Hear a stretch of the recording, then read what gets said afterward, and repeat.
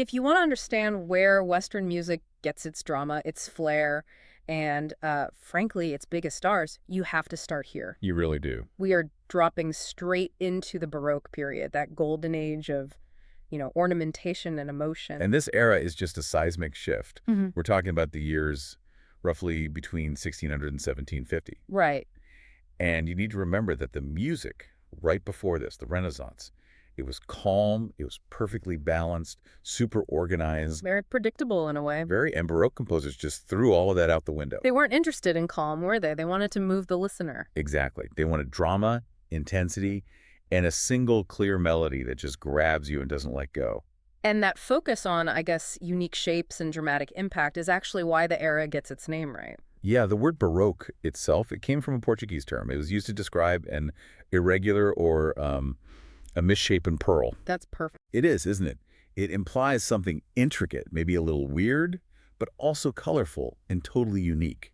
And that really defines the art and the sound of the time. So where was all this intricate, dramatic music happening? Well, you had two main stages. First, the powerful established influence of the church, which always needed new music. Of course. And then you have the incredibly opulent royal courts. The kings and queens, they demanded entertainment that, reflected their power. Okay, so with that stage set, let's get into the philosophy. The idea that guided every single note they wrote. The doctrine of the affections. Let's unpack that. What was the core idea? It was this central concept that music should stir one specific emotion, and only one per section or per movement. So no mixing moods. If a piece starts happy, it stays happy. It stays happy for the entire time. If it's written to express joy, it has to sustain that feeling consistently. So it was almost like a musical code. Composers knew, okay, if I use a fast tempo and high notes, that's going to signal excitement. Right. And if they wanted sorrow, they'd use slow descending notes, usually in a minor key. Yeah. Everyone understood the formula. And this wasn't just like an artistic theory. No, not at all.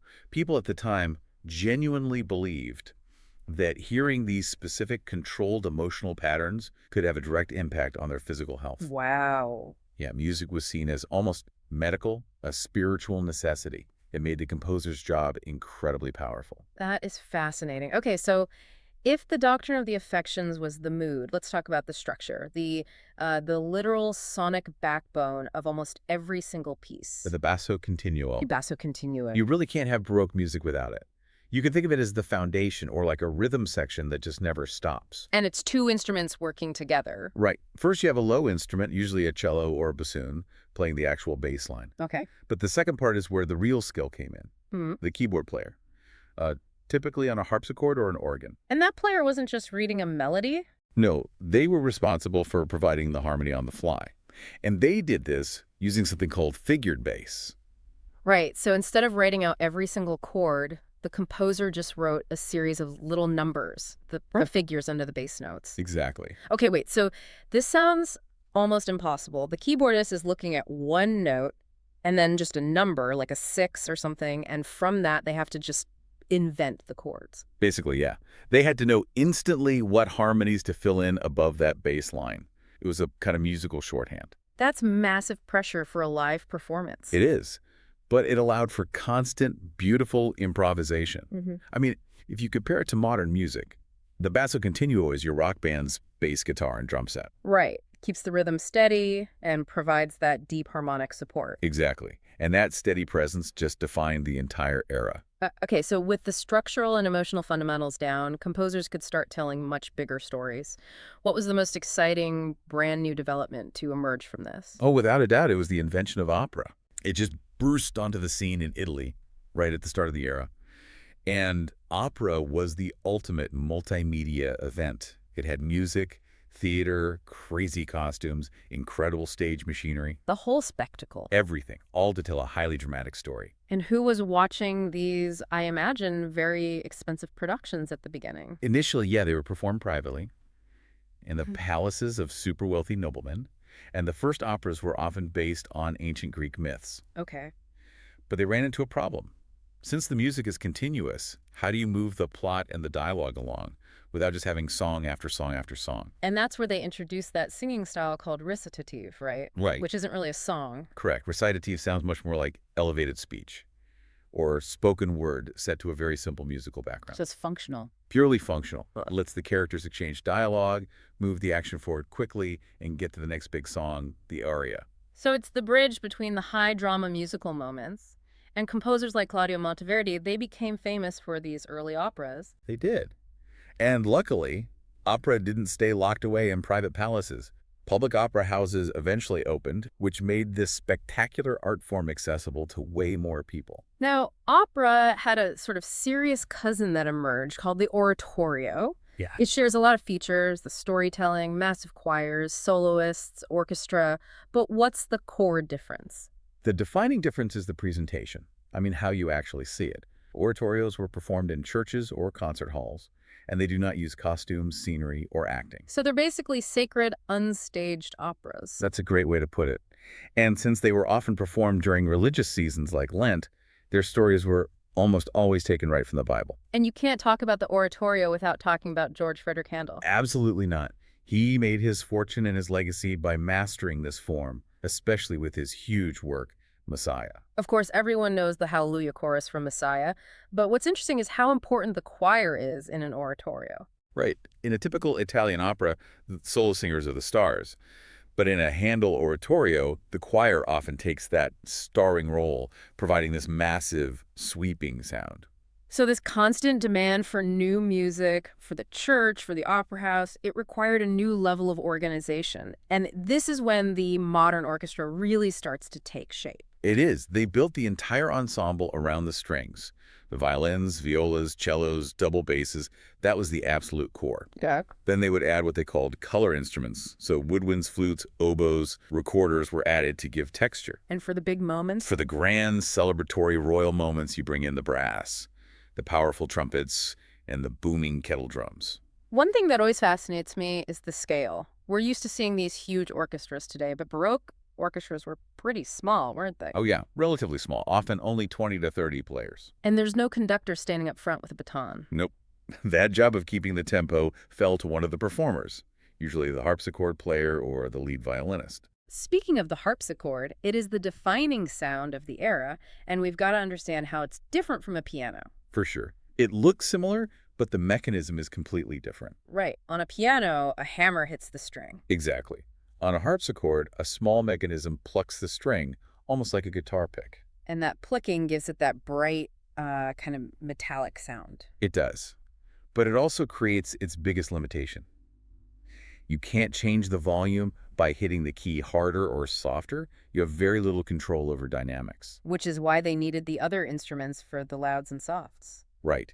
Meanwhile, in the church, you had the massive booming pipe organ. And during this era, the string instruments themselves were being perfected by makers like the legendary Stradivari family in Italy. And it was a different world for education, too, wasn't it? Like, learning an instrument wasn't just a hobby. Not if you were upper class, no.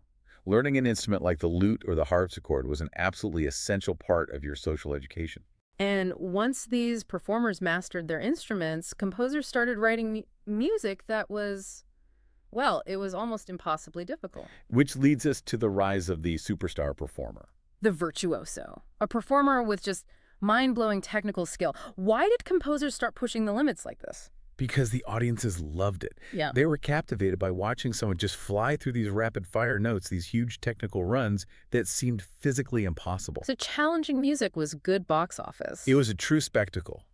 And this demand led directly to a new musical form designed for showmanship, the solo concerto. Right. The solo concerto is structured specifically to showcase that one individual talent, pitting a single instrument against the entire orchestra. It's like a musical duel where the soloist is the hero. And the ultimate moment of glory in that concerto is the cadenza. How would you describe that? The cadenza. Okay, it's usually this difficult, highly dramatic section that happens right near the end of a movement. And the orchestra. The orchestra just cuts out. Suddenly it's total silence. And the soloist plays completely alone, often improvising. It is a pure, raw demonstration of talent. That focus on individual, astonishing talent is really where the idea of the musical star comes from, isn't it? It is. It changed how musicians were perceived forever. And this whole movement culminated in the three most influential figures of the era, the true titans. And you have to start with the man whose name is basically synonymous with musical genius, Johann Sebastian Bach. Bach. He spent his career in Germany, working for churches and noble families in the late Baroque period. And his output was just massive, thousands of pieces. And his defining skill was his mastery of counterpoint. Yes, that complex art of weaving several completely independent melodies together at the same time and somehow making them sound perfectly harmonized. That's why his music is often described as mathematical or architectural. It's so logical, but it still sounds deeply emotional. And he was profoundly religious. He had often signed his manuscripts with the initials SDG for Soli Deo Gloria, to God alone the glory. But here's the thing that always gets me about Bach. What's that? He was famous as an organist in his lifetime, sure. But after he died, his composed works were largely forgotten. Forgotten? For almost 100 years. It wasn't until the early 1800s that a composer, Felix Mendelssohn, rediscovered and performed his music publicly. And that's when Bach's true, monumental influence was finally recognized. 100-year timeout for maybe the greatest composer ever. Incredible. So let's move to our next titan, George Friedrich Handel. Handel. A very different story. He was also born in Germany, but he became this huge cosmopolitan success, spending most of his life in England. He was a big personality, wasn't he? Huge. And a very, businessman-like composer. He knew how to write music that people would pay for, and more importantly, music the king wanted. Right, like his water music suite. Exactly. That wasn't played in a concert hall. It was performed on a massive barge floating down the River Thames, right next to the king's boat, for a royal party. That's a pretty spectacular way to stage a concert, and that prestige lasted his whole life. It did. When Handel died, he was buried with full honors in Westminster Abbey, the ultimate sign of respect in Britain. Okay, finally we turn to the Italian master who essentially invented the solo concerto form, Antonio Vivaldi. The Red Priest. The Red Priest, because of his red hair. He was a composer, a virtuoso violinist, and a Catholic priest. And he's best known for his hundreds of concertos. He taught at an orphanage for girls in Venice and wrote much of his music for these talented young women to perform. And his most famous work is definitely The Four Seasons. Oh, yeah. It's the ultimate example of Baroque descriptive music. He uses the instruments to literally paint pictures in sound. You can hear the birds chirping in the spring section. And the frantic runs that sound like a summer thunderstorm, it's amazing. He wrote over 500 concertos in that energetic, fast style. But sadly, unlike Handel, he died in poverty. I did. And his music was also forgotten for a while, only to be rediscovered in the 20th century.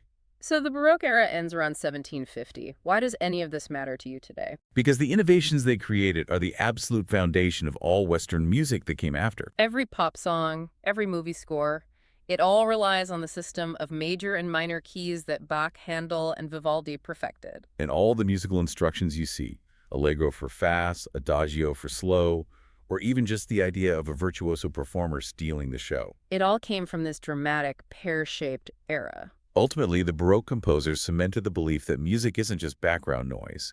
It's a powerful tool designed to express deep human emotions. And that goal continues to drive every musician on Earth. And that enduring connection between sound and emotion is the greatest legacy they left behind. Good luck with your studies.